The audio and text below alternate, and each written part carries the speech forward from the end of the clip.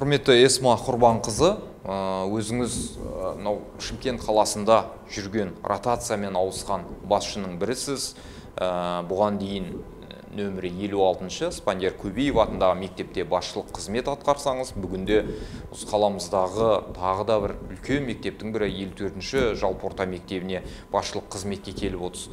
Жалпы ротациялау туралы өзіңіздің тәжірибелі басшы ретінде пікіріңізбен бөлісіп өтсеңіз, ротациялау қалай жүрді, жалпы сізге қалай әсер етті, жалпы жаңа ұжымға келіп отырсыз бүгінгі таңда?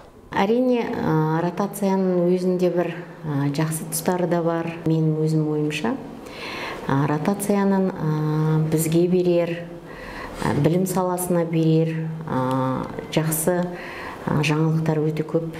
Өйткені өзіме келетін болсам, білім саласында жұмыс жасағаныма 30 жыл болды. Оның ішінде 12 жылын басшы ретінде жұмыс атқардым 56-шы мектепте. Әрине, қиыншылықтар өте көп, бірақ жұмыстың аты жұмыс. Барлық жерде мен ойлаймын, ол өз басшыға қатысты. Басшы өзі сол жұмысты қалай алып жүре алады, солай болады. Сондықтан мен өзіме осы ротация қиын болып келген жоқ. Өйткені осыдан 2 жыл бұрын деңгейлік аттестация тапсырған кезде екінші деңгей басшысы ретінде мен квалификация алдым. Ол жердегі комиссия мүшелерінің шешімі бір ауыздан сіздің жаңағы шешімге ротациялауға жатасыз деп маған осындай шешім қабылдаған. Сондықтан осы 2 жылдан бері бұл ұғым, бұл бұйрық мен үшін ол жаңалық болған жоқ. Мен іштей өз-өзімді осы жұмысқа дайындап, ротацияға мен дайын болғам.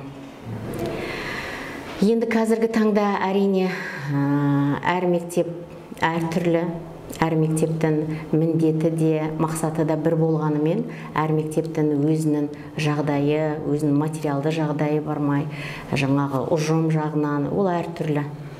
Әрине, ол кейбір басшыларға қиындыққа кеп әкелетін шығар.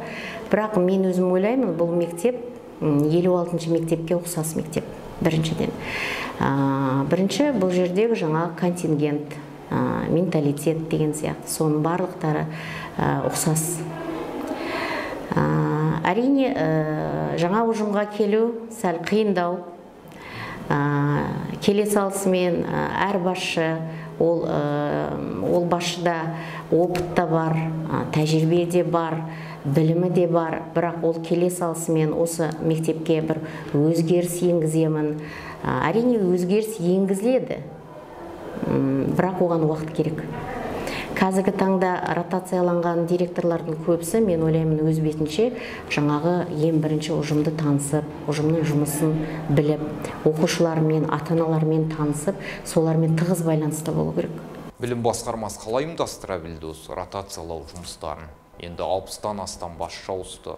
Жалпы енді білім басқармасының басшысы Жанат Арысбекқызы өзі мынау комиссияға жетекшілік жасады осы тұрғыда. Енді бұл өздеріңізде білетіндей ашық түрде өтті. Барлық нәрсе ашық түрде өтті. Ешқандай бұл жерде мәжбүрлеу болған жоқ. Жанат Арысбековнаның өзі мысалы ешкімге ешқандай талап қойып, мынау былай ауысады, былай болады деген емес. Барлық нәрсе заң талабында, заң шеңберінде өтті деп есептеймін. Басшы бармайым деген мектепке ешкімді мәжбүрлеген жоқ. Бірақ әр мектеп заңның талабына сай өзінің жаңағы заңда жазылған ғой. Мысалы, мынау мектеп гимназия, мынау мектеп жай мектеп деген сияқты. Әр мектеп өзінің деңгейіне қарай сол мектептер ауысты. Оның барлықтары, мен ойлаймын, ешқандай біз жерде заң бұзушылық болған жоқ. Өйткені мен өзім басшы ретінде ең бірінші айтатыным, ол бұйрық барлықтарымызға бірдей, талап бірдей. Сондықтан тапсырманы біз мемлекетші қызметші ретінде біз ол тапсырманы да бұйрықты да екетпей орындау керекпіз. Сондықтан бұл жерде 54-ші мектепке келгелі бері, қыркүйектен бері ұжым жақсы қабылдады. Ешқандай ұжым мен басшының арасында ешқандай да бір сөзге келіспеушілік болған жоқ. Бұл жерге келген күнде де мен басшы ретінде орынбасарларымның міндеттерін ауыстырмадым. Өйткені ол үшін де уақыт керек. Әр орынбасарым бұл жерде өз жұмысын, өз міндетін, өз деңгейінде атқарып жатыр. Мен оған қазір көзім жетіп отыр. Бірақ келешекте, келесі жылы мүмкін, келесі жылы егерде ауыстыру керек жағдай болатын болса, әрине орынбасарларымды мен ауыстыруға тырысамын міндеттерін. Олар да біз сияқты ротация болу керек деп есептеймін. Өйткені жаңағы мен қазір ойлап отырмын, ротация негізі жеміс береді. Өйткені бір жерде отырғанда біз көп кемшіліктерімізді көрмей қаламыз. Көп нәрсеге, мысалы, бір көзбен қараймыз. Ал қазіргі таңда біз басқа мектепке ауыстық. Енді бұл жердегі жұмыс басқаша жүргізілді. Басшы басқа болды. Ол кісінің жұмысты жүргізуі де басқаша. Сондықтан мен ойлаймын, бұл жерде жаңағы нәтиже болады. Ротацияның беретін нәтижесі көп. Өзіңіз енді үлкен мектепке келіп отырсыз, ұжым жатырқамады деп жатсыз, тіл табысып жұмыс жасап жатсыз бүгінгі таңда. Алға қойған жоспарларыңыз қандай? Үлкен мектеп, бітіруші саны да көп, бұл жерде халық тығыз орналасқан, алдыңғы мектебіңізде сондай болатын. Енді сіздің бұл салада тәжірибеңіз мол, енді көп оқушылармен жұмыс жасаудағы. Ал осы мектептің қай бағытта, бірінші кезекте қай бағыттарға басымдық бересіз осы білім беру процесінде, тәрбие бағытында? Өзіңіз білесіз, білім саласында өзгерістер өте көп. Биылғы қыркүйектен бастап та өзгерістер өте көп болып жатыр. Біз енді заман талабына сай осы өзгерістерді өзіміз жаңағы дұрыс қабылдап, сонымен жұмыс жасай білу керекпіз деп есептеймін. Сондықтан биылғы бізге берген әдістемелік нұсқаулықтың ішінде барлық біздің жұмысымыз жүйелі түрде көрсетілген. Ол жерде жаңағы білім сапасын көтеру, ол бірінші орында. Бірақ білім мен тәрбие ол бірге жүретін нәрсе. Сондықтан тәрбие бар жерде білім болады деп есептеймін. Сондықтан тәрбиені де сырт қоймаймыз. Биылғы таңда өздеріңіз білесіздер, өткен жылдан бастап біздегі жобаларымыз өте көп. Ол дебат жобасы бар. Оқуға құштар мектеп және өзін-өзі басқару. Осы жобалардың барлықтарын біз қолға алып, солмен жұмыс жасаймын деп отырмын. Соның барлығы мен ойлаймын, енді ең бірінші мақсатқа қоятындар деп есептеймін. Яғни осы уақытта жұмысты жалғастыра бересіз. Әрине. Жетістіктері қалай екен мектептің? 54-ші мектептің жетістігі өте көп.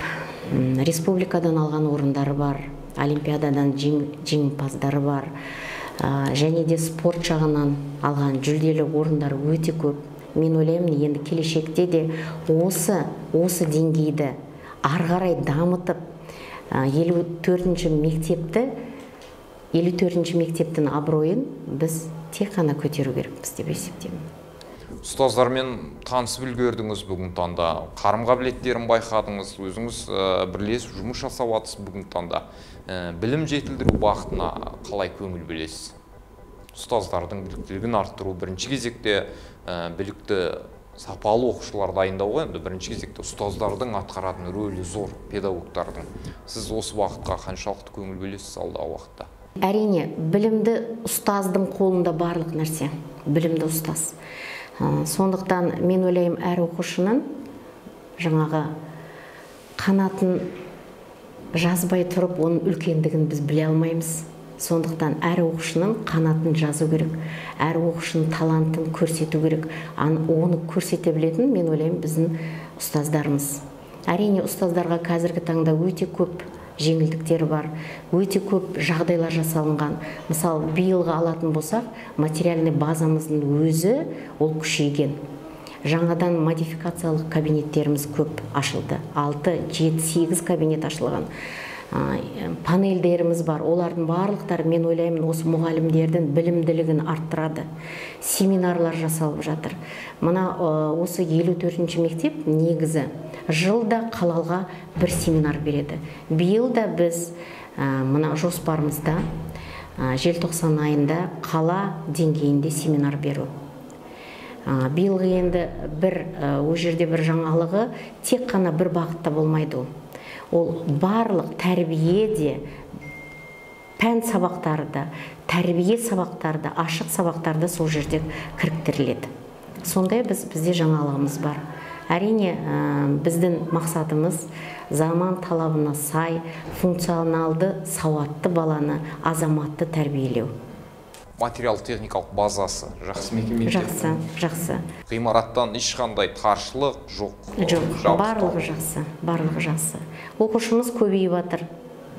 Әрине, оқушы жаңағы мектебіміз 900 орындық болғанымен, оқушымыз сәл көптеу.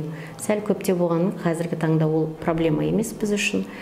Мектеп үлкен, кабинеттеріміз жеткілікті. Биылғы оқу жылының да алғашқы тоқсанын аяқтауға жақын отырсыздар. Биыл бір қауіп болды, кейбір пән мұғалімдерінде бір қысқарту болуы мүмкін, сағат жүктемелері азаю мүмкін деген сияқты мәселе. Ол бір ғана біздің Шымкент қаласында емес, республика көлемінде осындай мәселелер болды. Жалпы сіз тәжірибелі басшы ретінде осындай мәселеден қалай шыға білдіңіз? Бүгінгі таңда бір қысқартуға мәжбүр болған мұғалімдер болған жоқ па 54-ші мектепте? Біздегі жаңағы сіз айтып жатқан ол дене шынықтыру пәні мұғалімдері және орыс тілін айтып отырсыз ғой. Бізде ондай кемшіліктер болған жоқ. Мұғалімдердің барлықтары жүктемемен қамтылған. Барлықтарында жүктемесі бір ставка, бір жарым ставка сондай болып тұр. Орыс тілі өзіңіз білесіз, осы күнге шейін олар бөлінген. Сондықтан орыс тілі мамандары өте тапшы еді бұрынғы кезде. Қазіргі таңда сол тапшылықпен жаңағы бөлінбегені, екі топқа бөлінбегені бір-бірін жапты. Сондықтан орыс тілі, дене шынықтыру пәні мұғалімдерде бізде ешқандай келеңсіз жағдайлар орын алған жоқ. Есма Құрбанқызы уақыт бөліп, сұхбат беріп, ротациялау төңірегінде, сонымен бірге нөмірі 54-ші тарих тереңде жатқан мектептің тыныс тіршілігі төңірегінде ой өрбіткеніңізге алғысымыз білдіреміз. Алдағы жауапты жұмыстарыңызға тек сәттілік тілейміз. Білімді шәкірттеріңіз көбейіп, мектептің мерейін асқақтата берсін. Рахмет.